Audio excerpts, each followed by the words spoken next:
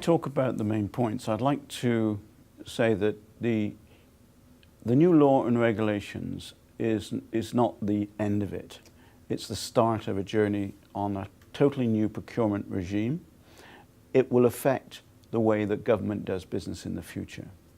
It will affect every public servant, that includes civil servants and employees of statutory authorities and government companies. It will affect every chief officer, chief executive officer, head of department, board members, cabinet, politicians, and it will also affect suppliers to government. So it's a very significant piece of legislation, and it will affect totally the way we do business. One of the main points that we're obviously looking for is to reduce the cost of supplies and services to government. At present, we spend over $200 million a year on supplies and services, which is about 30% of our total spend. 50% of our total spend is on personnel. If we compare the number of HR specialists we have in terms of, virtually there's one in every ministry and department, we have very few professional, trained, experienced procurement experts. So one of the main things we want to try and achieve is be more professional in how we do our procurement. And to that end, the government has set up a central procurement unit, which will contain professional procurement experts. So we want to get lower prices. We want to get value for money out from this new regime. We want to be much more transparent in the way that we do our procurement process, because we believe that the more we are transparent, the more we're likely to mitigate against fraud and corruption in the procurement process. The other main point of the procurement exercise is that not only do we want to buy stuff, we want to make sure what we buy is needed. So every major procurement will require a business case to justify that expenditure before we go and buy it. In our own private lives, we can spend our money as we need to. We don't need to account for anyone or to anyone, apart from maybe our spouses. But we have to account to government has to account to the public, because we're spending their money. So we're endeavoring to be much more open and transparent. There will be a website constructed which will contain all information about procurement. We also want to develop new methods of procurement. We, at the moment, have one method of procurement, open tendering. We want to have more flexibility and develop more ways of procurement, and we'll talk a little bit later about that in terms of what we're looking at the moment, which is the reverse auction, the electronic reverse auction. Another main point of the procurement regime is to give Caymanian-owned businesses preferential treatment when it comes to purchasing goods and services, take into account not just the price, but also any socioeconomic consequences of buying locally. Obviously, we still have to try and get value for money if we go locally, but we want to make sure, as far as possible, that the money circulates within the country and has an economic benefit to the country. The other main point is that we want to keep the procurement decisions at the operational level, so that chief executive officers of statutory authorities and government companies and chief officers of ministries will be the people who make the operational decisions regarding procurement, not cabinet and not board members. They will still be involved in making sure that there's a business case, a proper business case, but the actual selection of a tenderer will be at the operational level. The other main point is that we want to bring civil society into the oversight of procurement. And we'll talk later about how the people on the Public Procurement Committee, which replaced the Central Tenders Committee, will have civil society members. And what will be new as another point within the legislation is we're going to develop a code of conduct.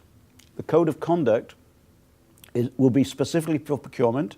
It will be new. We haven't got a code of conduct at the moment. And it will apply not only to public servants, but it will also apply to the private sector for our suppliers. So any breaches of this code of conduct could result in, for public servants, it could result in disciplinary action. And for suppliers, it could result in them being excluded from future tendering, either permanently or for a period.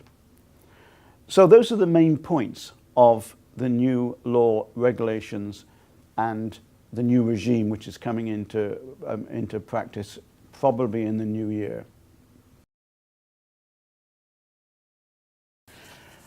Procurement and purchasing are words that are used interchangeably and I believe incorrectly.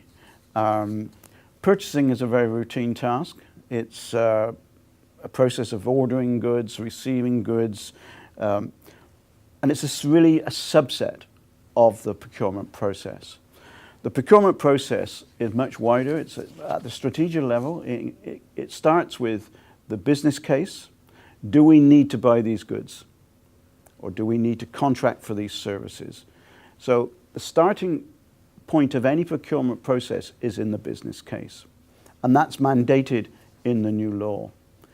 Once the business case has been established, then it's about analyzing the market, developing the RFP, and we will be developing standard RFPs, so we make sure that everything is covered within the specification. And we'll be developing, through the Central Procurement Office, we'll be developing templates and standards so to guide civil servants and public servants when they actually do the process. And then there's the tendering process. Once the contract is signed, then it's monitoring the contract to make sure that it provides the services we require over the length of the contract. So whether it's the life of the asset or life of a consultancy contract, to make sure we're actually getting what we ask for. So procurement is a much wider subject than just purchasing or buying of goods and services. Despite its name, the Central Procurement Office will not be doing all of the procurement for all of government. Very important in this legislation to maintain the role of the chief officer, and ultimately the chief officer or the chief executive officer ultimately makes the final decision on procurement. The Central Procurement Office role is twofold. One is in areas where there is items that are commonly used across all government. We will be working to set up a number of contracts to cover off those, and a good example of that would be things like office supplies or computer hardware. But the bulk of the purchases in the future will continue to be done at the entity level, so whether that's in the ministry or the department or at the statutory authority or government-owned company. The other part of the mandate of the Central Procurement Office, though, is to assist those entities and to support them. So we will and have developed a number of new tender templates. We will be working on contract templates. We'll give them a lot of the tools and support they need to carry out procurement. And we'll also ensure that we get a consistent application of the rules across all of the public entities. But the short answer is procurement will continue to be done largely at the entity level, with the exception of the commonly used items. Well, we really believe that improved transparency is the best mitigation against risk of fraud and corruption. And we see the public, an engaged and informed public, as the best watchdog. We're going to have a website. We're going to make sure that we have details of both the notice of opportunity as well as results of competitions on that website. So we want both of those areas to be publicly known. The public can watch and see the progress of the procurement process. So every procurement over $50,000 will be advertised on the website. We may also use the newspaper to advertise as well. And each supplier will have a minimum of 15 working days, so at least 3 weeks to properly prepare their submission to us. And we think this is something that'll improve the quality of the bid submissions that we get. So each notice of opportunity will have a certain basic standard amount of information. We'll provide all of the details for a supplier, where to get the bid documents, how to bid, what they'll need in terms of qualifications, and so on. The second part after the procurement process has been completed is another important step. And so what the law provides for is what we call a debriefing process. So an unsuccessful bidder quite often is left to wonder how they fared. They sometimes don't understand. So we see a debriefing process where they actually can sit down with the chief officer of the particular ministry or their delegate to actually talk about how their bid was received and how it was viewed and how it was evaluated. It's an opportunity for them to get feedback. It's not an opportunity to challenge the outcome. It's not an appeals process. But what we see it as is a real opportunity to prepare the unsuccessful bidder this time to be successful the next time. So once the procurement contract is awarded, another step in the process then is letting the public know the results of that competition. So again, we'll require entities within 1 month, within 30 days of completing a process and awarding a contract, to let the public know who received the contract, the value of the contract, the methods of procurement we used, how many bidders we received. So this is going to be standard pro forma type of information. We'll do that for the larger procurements. For the smaller ones, just because of the need to be more efficient, there's an awful lot of small contracts under $5,000. So what we'll do with those is, rather than posting them as they happen, is on a regular basis throughout the year, but certainly at least once a year, entities will be required to post the results, the cumulative results of all of the smaller transactions. And the final step, and something new in terms of improved transparency, is on an annual basis, my office will be responsible for compiling an annual report. We'll release that to the public. We'll present it to the Legislative Assembly, and this will give a report across all of government and all of the statutory authorities and government-owned companies to show the public what's happened for the entire year. This is one area where I think we've made some real strides, and hopefully the viewers will appreciate the efforts. Local companies are going to definitely be given a preference in the procurement process, and as long as we can demonstrate value for money and make sure we don't lose sight of that, there's a number of things we can do to help local suppliers. In planning any procurement process, we really need to take into account the various socioeconomic factors and really think about how we can encourage local suppliers. Simple things we can do, like simplifying bid documents, not placing unreasonable demands in the specifications. And sometimes with larger projects, sometimes it makes sense to split them up into smaller projects. And that way we can ensure that local suppliers have the capacity to actually participate.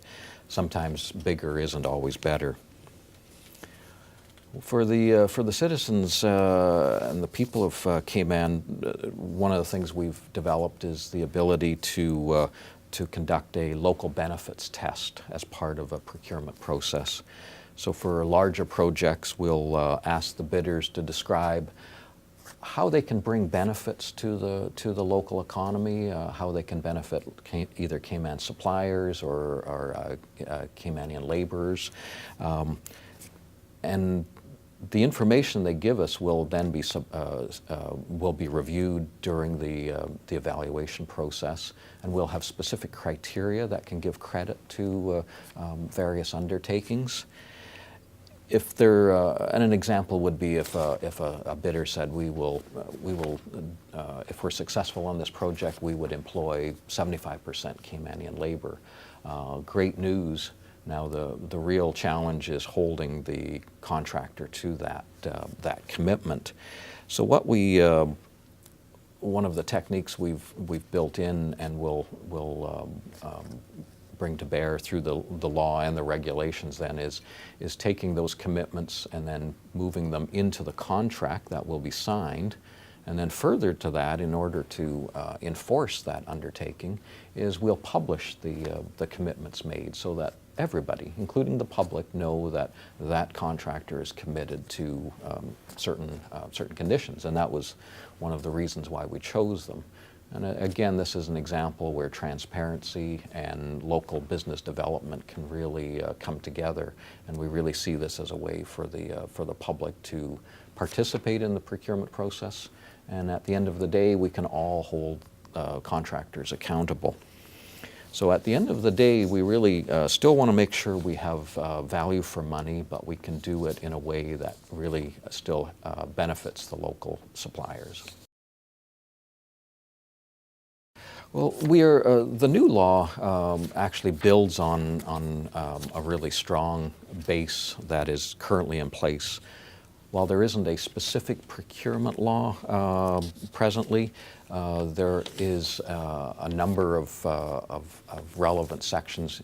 There's a whole Section 9 of the regulations to the public management and finance law, and that's been in place for a number of years, and that really governs procurement today.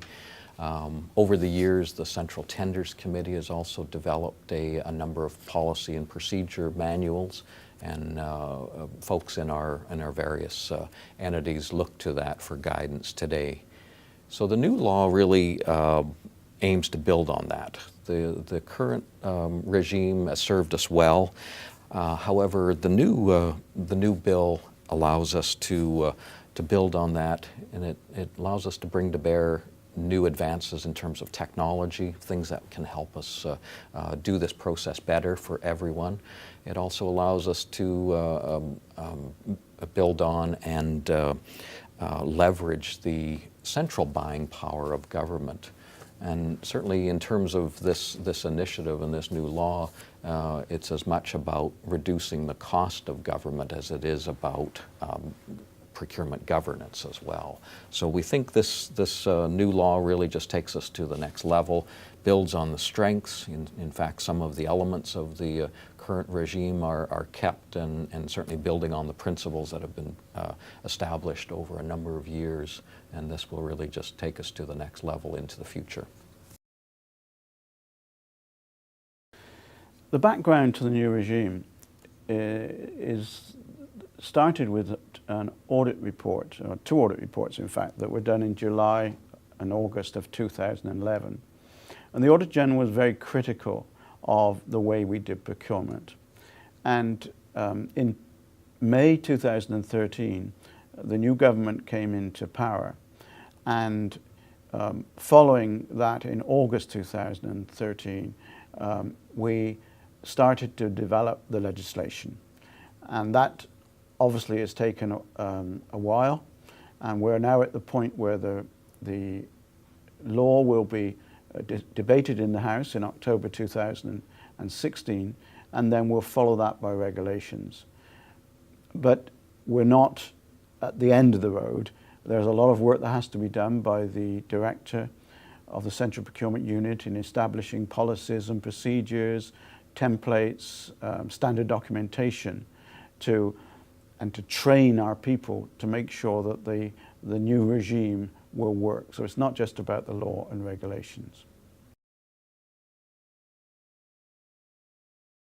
The new Public Procurement Committee replaces the Central Tenders Committee. The law allows for civil society to be part of that process, to be part of the oversight body. So the new Public Procurement Committee will deal with all procurement over $250,000. The appointment to that committee will be made by the governor. Now, the governor won't act just alone in that appointment process. He or she, as the governor, will consult with the Premier. The Premier will recommend 3 members plus a chairman. And let me say, they will not be public servants. One of those will need to be an attorney at law. And so that's 4 members appointed by the governor, plus advice from the Premier. 1 member will be appointed by the governor on the advice of the leader of the opposition. A further 3 members will be appointed again by the governor, but on the advice of the deputy governor.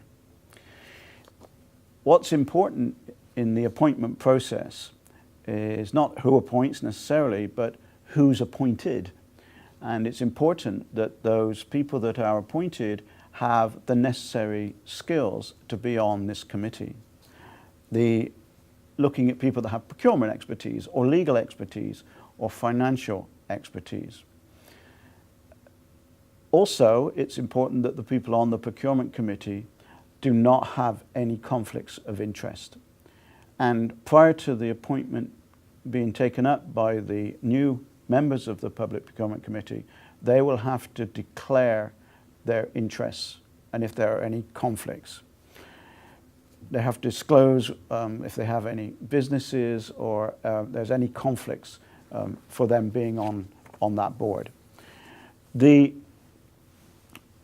are 2 types of person that would not be allowed to be on that board. One is the judiciary. No members of the judiciary will be allowed to be on that board. And also no politicians, no MLAs will be allowed on that board. So that board will be set up once the law is being enacted. And we will also then appoint members to the Entity Procurement Committee, which will be set up within each ministry and statutory authority government company. Yes, there will be more flexibility in the future. One of the issues raised by the Auditor General in 2011 was this reliance on one procurement method, when in fact internationally there's been a recognition of a number of different legitimate procurement methods, and we haven't to date been utilizing them. So the new law does now provide for all of these internationally recognized procurement methods to be used. We will govern their use through proper regulation and certainly in policy and procedure as well. So we'll have available for us simple things like a request for quotation when we're buying simple goods and services.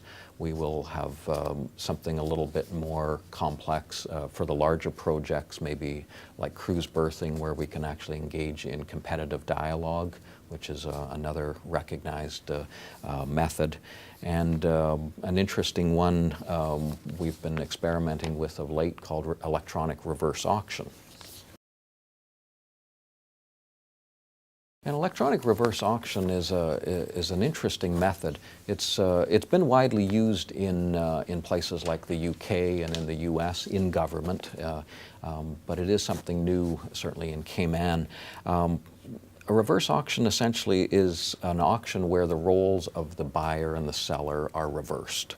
In an ordinary auction, a buyer competes to purchase goods or services, and they will typically offer a higher price than the other person bidding. In a reverse auction, it's the sellers who are competing for the business of the owner, in our case, the government. So sellers will bid to sell us goods and services, and they will typically decrease their pricing as the other sellers try to outbid them. So it is a self-motivated dynamic at work, and the bids will typically go down. In a traditional tendering process, we have one opportunity to get pricing, and the pricing doesn't change. Even if we know, and we often find ourselves in the situation where a bidder, once they've won a contract, may have been willing to do it for less. So a reverse auction allows us to take advantage of that desire, sometimes to lower prices, and we can benefit from that, both the government and ultimately the people of Cayman. So we've been piloting this approach in the last few months. We've conducted a number of reverse auctions. The most recent one was a real eye-opener in terms of results. We had an exciting opportunity with the Ministry of Education purchasing computer equipment for the public schools, purchasing laptops and desktops and some tablets to be used in the schools, in the computer labs. Just on that one single purchase, we were able to save over $130,000 when compared to previous purchases just last year. So that's a significant savings, and it is a good example of the potential for this type of methodology. And certainly this method is one of several new methods we will have now some flexibility to use in the future. Yeah, the need to, as we call it sometimes, a sole source within government is sometimes a legitimate requirement. It is a recognized need at certain times. The real challenge for us in government is to control the use of sole sourcing, and the new law does introduce a number of measures meant to control that. So we take the approach in the law that a sole source must be justified in the law. So we do and will be in the regulations laying out a number of specific instances in which sole sourcing may be used. Doesn't say we have to or we encourage it, but if it's required, that it must be grounded in law. So then beyond the justification, then there's the documentation portion. So then we say any sole source, you must fully document it. You must be willing to commit your arguments on paper and have a record of your decision. And then the next step, of course, is to get that duly approved. So we need the appropriate authorization in place. And then even beyond that, and this goes back to the issue of transparency, it's important then that we report that to the public. So the public does understand and know that we are sole sourcing, and they understand here's the reasons for the sole source, it has been documented, and it has been approved in accordance with the rules. So that's a way of still allowing for sole sourcing when needed, but it's also a way of limiting the use of sole sourcing when it's absolutely needed. And a further point to that is any sole source over $250,000 as part of the approval process before anything is signed would have to be submitted to the new Public Procurement Committee. They would have an opportunity to review the documentation, ask questions, and possibly even challenge the decision and ultimately make their recommendation back to the chief officer. So it does give an added level of oversight to the use of sole source. In closing, I would like to just make a few points about what we're trying to achieve with this new regime. What is the purpose for doing it? It's not just about passing a law and passing regulations. It's about a whole new way of doing business. everyone will be affected, from public servants through the suppliers through to the citizens. Because we want to make sure that whatever we do and spending government money, and which is the people's money, that it's all done in a transparent way. We want to be much more professional in the way we do procurement. We want to endeavour to get value for money. We want to save money in our procurement. And we have already proven in the couple of the pilot exercises that we've done that we can save substantial amounts of money by providing different ways of procurement. So the public will benefit from this, the suppliers will benefit from this, and the government will benefit from this regime. Suppliers will benefit on the basis that we're going to give preferential treatment to local suppliers, and there are certain things which we'll endeavour to do to make it easier for local suppliers to get contracts with government. We always got to be mindful of getting value for money. But it's important that we keep the money circulating within the country when we do our procurement.